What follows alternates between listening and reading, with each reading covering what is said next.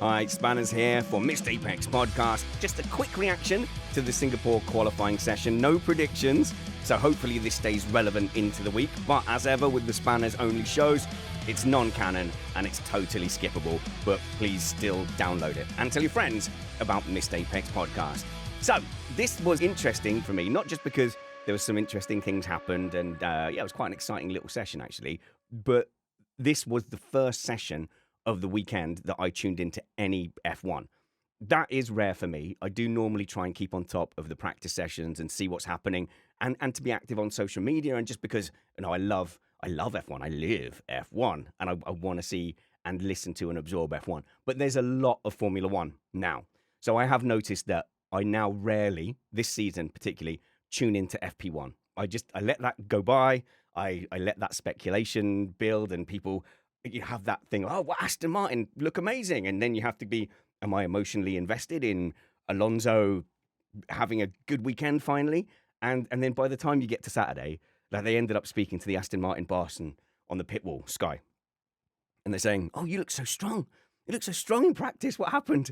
And he's sitting there. He can't go, well, we were doing low fuel runs. We were cranked up higher power. So that's why. So you got to go, well, we tried to make progress. The other teams make progress over the session. But this is the thing. You can't really tell much from Friday.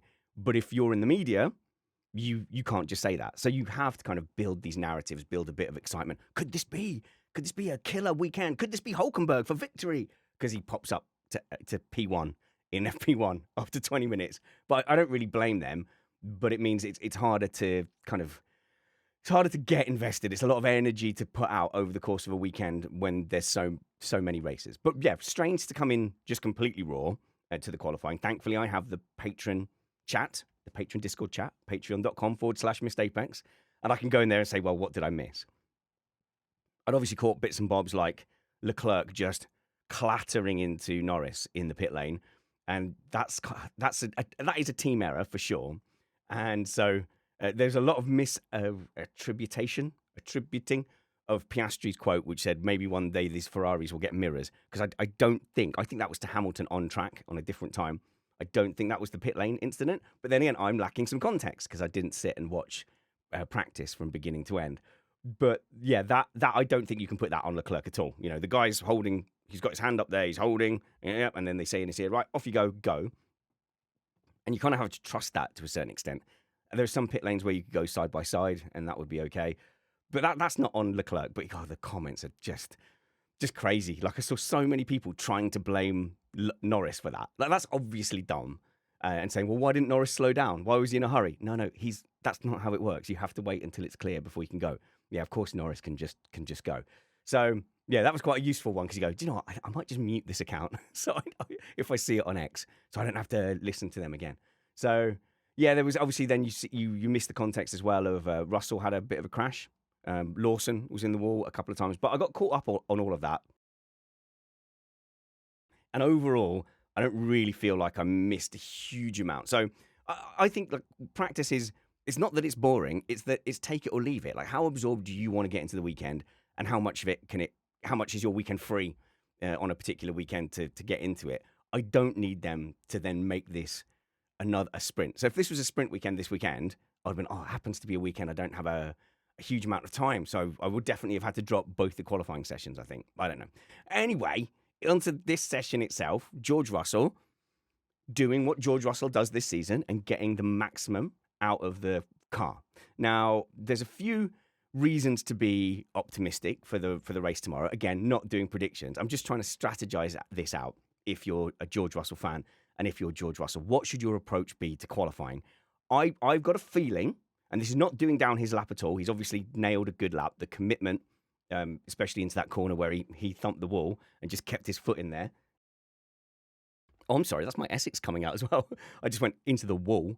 His commitment, hitting the wall, get those L's in, wall, does show that he was on the limit. And there was a big difference, with the drivers out there. Piastri looked very committed in those corners as well. And then you saw maybe Lewis Hamilton and Norris.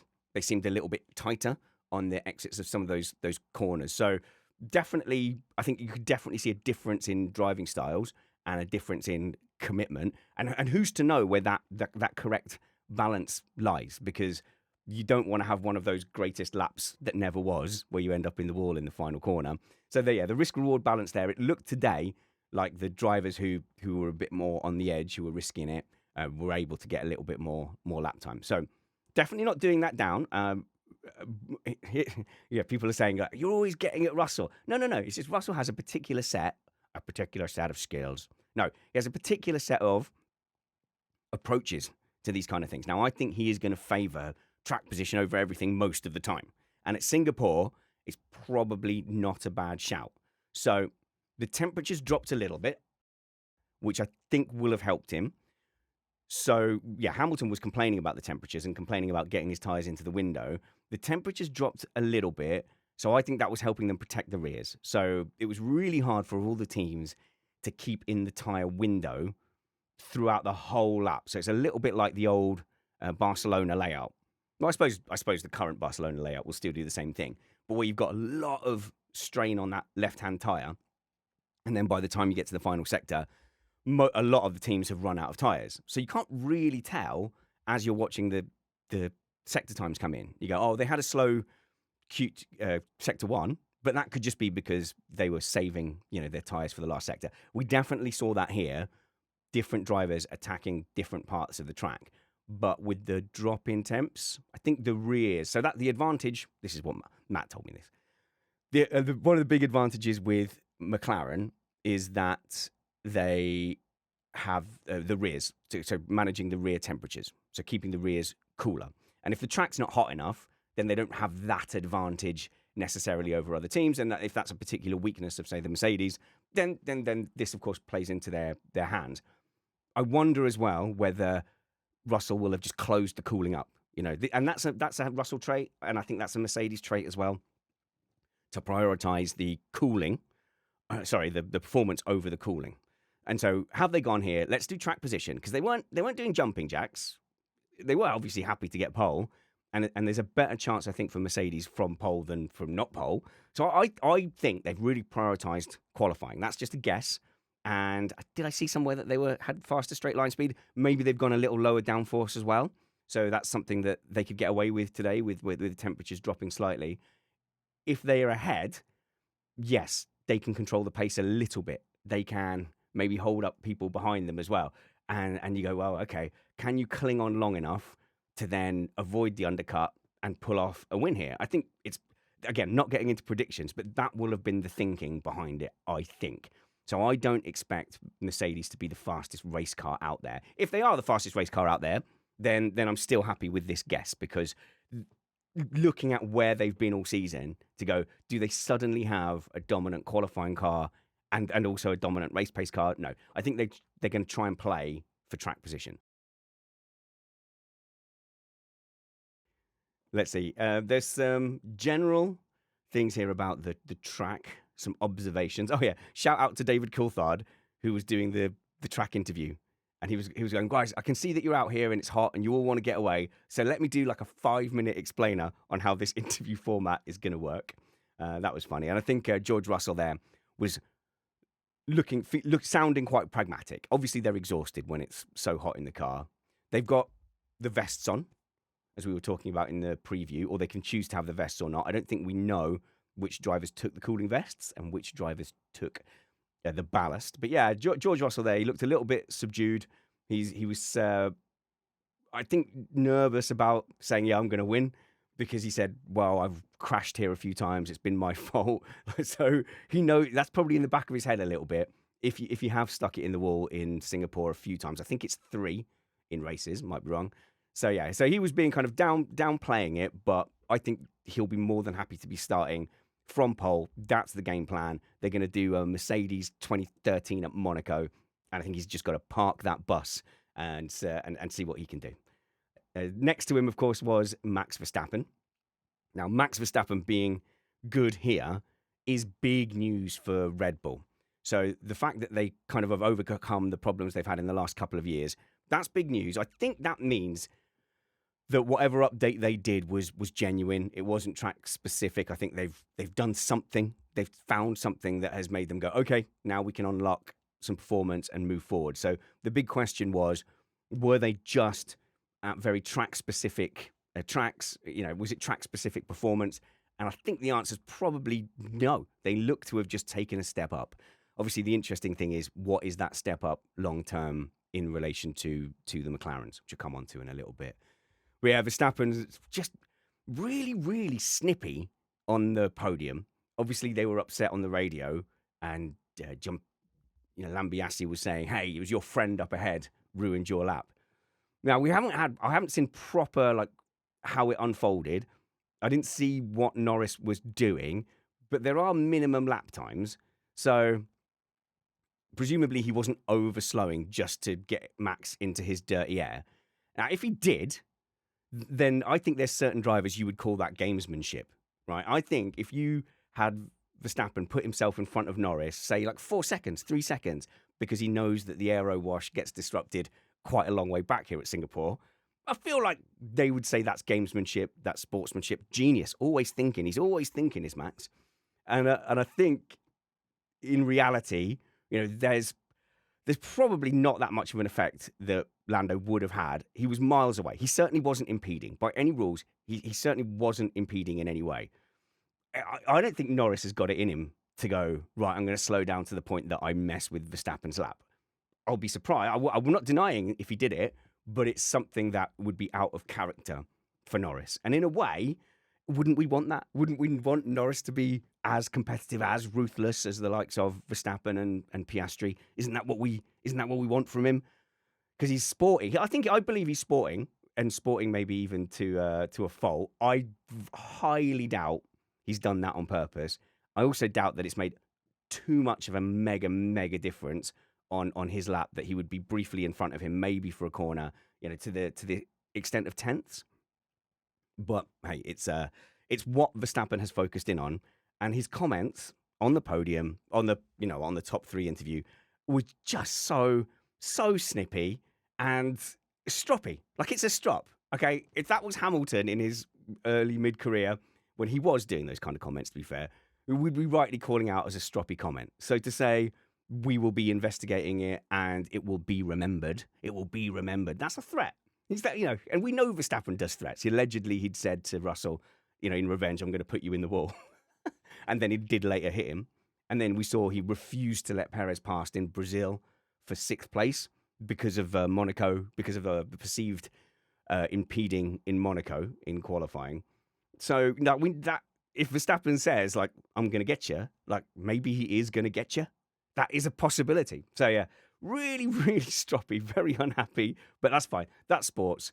And, I always wonder whether we should just put a microphone in front of athletes straight after performances. It's good TV, but especially after the Olympics, someone's just finished a 1,500 meters and you're like, hello, mate, how did that go? Yeah, obviously, just tried to run really fast. But yeah, he was clearly not happy. Does he take that into tomorrow? And you have to remember, there's still ongoing beef between Russell and Verstappen. I don't think that beef is completely gone. That has been noted. That will be remembered. Right, so are McLaren going backwards? For the sake of the championship and I did go off a bit last week, didn't I? I went off a bit, and I've gone off a bit about Norris in the preview show with some comments he's made. He did make some additional comments as well, and this is why I'm starting to think that maybe McLaren are really actually feeling a pressure from Verstappen, or the drivers are. Because I think Zach Brown said something along the lines of, we're definitely not going to prioritise either driver. We're going to wrap up the Constructors title. It's a 3-way fight. Good luck. Go, okay. Well, that's your position. That's fine. I think they're starting to feel the heat, especially as all the questions were people asking, in the media day. All the questions were, can Max Verstappen win the title? Can Max Verstappen win the title? And so after Norris's comments that I didn't like about, hey, World Championship's not really my priority, he then said, well, I'll never be as good as Max. I've got no chance. He was born in a go-kart. He was born into F1. What chance do I have? A mere son of a multi-millionaire.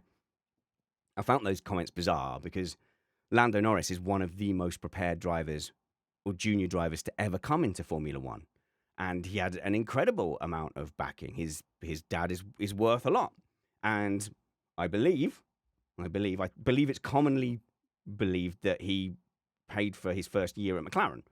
So he came in as a buy-in driver. He's now did well, is good, but that is an incredibly privileged position to be in. So I mean, it's rich kid fiction. It happens over and over again. You have to paint yourself as somehow not having had that advantage. And a lot of nepo babies, like I've known like kids of generals, or they're in radio and their dad is the director of whatever, and they go, do you know, actually it's been harder carrying that name around. It's actually harder for me. It's actually, because people expect, shut up.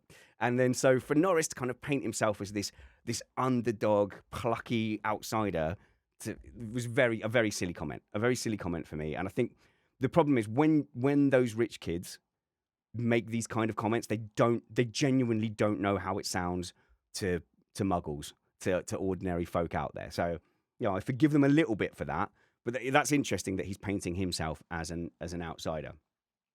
Where was I before I went off on one about that? I would say, are they going backwards? Well, I think they've stopped developing. That would make sense. It only makes sense in the context of them not caring about the driver's title or not prioritizing it, which drives me crazy. I don't know why McLaren wouldn't want to fight extra now to have the champion next year, to have the number one on the car, They're just not fighting hard enough for that. Now, last season, it was a no-brainer to support Norris way earlier. Yeah, you've got a very inexperienced driver with lots of potential that you love, but Norris was the title contender. That's, I believe them that they genuinely are not putting too much value, like do or die, into the World Drivers' Championship. It baffles me that you would not want a world champion in your car, that you would not want a number one on one of your race cars. Is the logic that it sort of will make it easier? They won't have to pick a number one between them. If Verstappen wins, they won't have to pick a number one between them. If they go into next season, whichever drive of the McLaren drivers wins, they're the champion, aren't they? Like, you're obviously the number one if you go in as the champion. You're the number one a little bit. You saw it with Hamilton and Rosberg. He went into 2015 and 2016. It's kind of like, yeah, I'm the number one. And he was much more comfortable in 2015. Garage is behind him. People believe in him.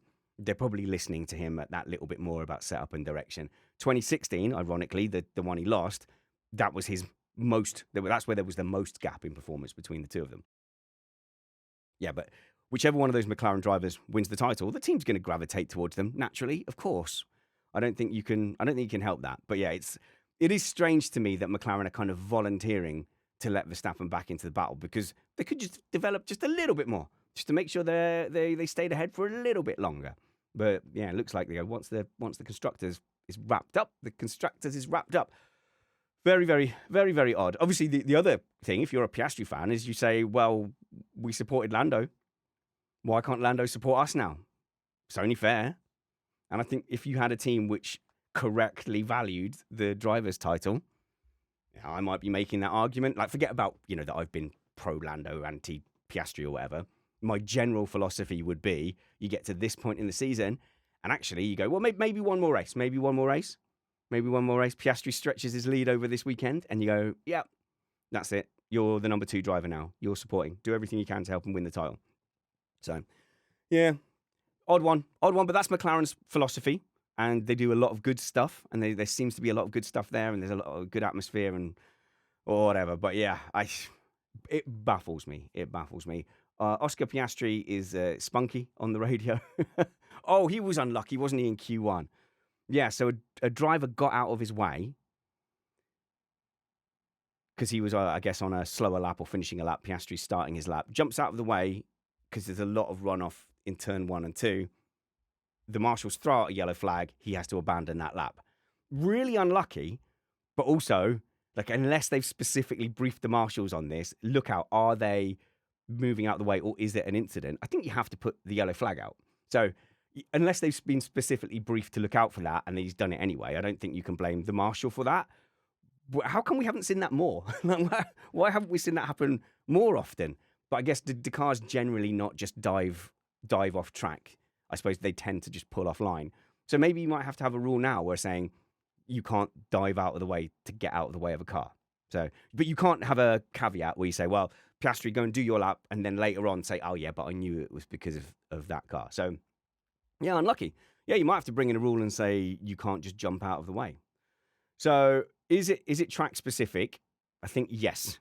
So, we've just been unlucky for McLaren. There's been 3 tracks, as well as the fact that they're not overly pushing to develop. I know someone angrily sent me a message saying, idiot, they've all stopped developing. Well, that's not true. So clearly Red Bull have brought updates. McLaren have had 3 tracks, Monza, Baku, and now Singapore, where the characteristics on paper wouldn't specifically suit their strengths. So a lot of slow speed corners here. And again, I'll reach to a message Matt sent me. Oh, Stella saying high curb use and bumps takes them out of their sweet spot. So these are tracks with there's no like high speed corners. There's no Barcelona turn 3. There's no Circuit of the Americas 5 right-handers after one another. And there's no Saudi Arabia 7 or 8 left-right high-speed turns here.